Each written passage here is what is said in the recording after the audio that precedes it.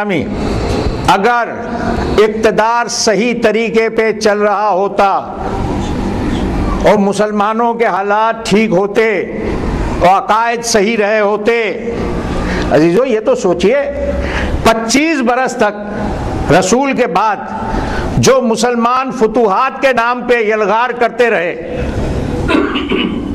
اور وہاں سے دولت دنیا سمیٹتے رہے، یعنی عجیب بات ہے، عجیب بات ہے۔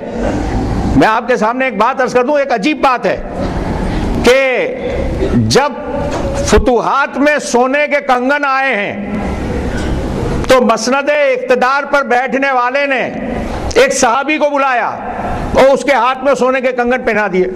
اس نے کہا یہ کیا کرتے ہو؟ کہ بھائی وہ ایک مرتبہ اللہ کے رسول کہہ رہے تھے کہ فلاں شخص، جو بھی اس صحابی کا نام تھا، کہ میں تمہارے ہاتھ میں سونے کے کنگن دیکھ رہا ہوں، لہٰذا رسول کی حدیث یاد کرتے ہوئے ان کے کہنے پہ عمل کرتے ہوئے تمہیں سونے کے کنگن پہنا رہے ہیں۔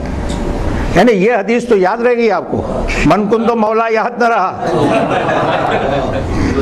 حجاج ابن یوسف جب مدینہ آیا ہے تو رات کی تاریکی میں ایک معتبر شخصیت بیعت کرنے کے لیے پہنچی۔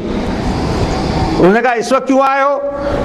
کہا اس لیے کہ رسول کی ایک حدیث ہے کہ جو شخص اپنے زمانے کے امام کو نہ پہچانے اور مر جائے وہ جہالت کی موت مرے گا۔ میں تمہارے ہاتھ پہ اس لیے بیعت کرتا ہوں کہ عبداللہ ابن مروان جو ہے وہ اس وقت حاکم ہے، وہ امام ہے، کہیں ایسا نہ ہو کہ میں مر جاؤں بغیر اس کے پہچانے اور بیعت کے۔ تو کہا یہ حدیث اس وقت یاد نہ آئی جب علی مسند اقتدار پہ تھے، تب تو مدینہ چھوڑ کے چلے گئے تھے۔ غور کر رہے ہیں، یہ تاریخ عجیب تاریخ ہے، کبھی غور کیجئے گا۔ اگر اس طرح کے حالات نہ ہوتے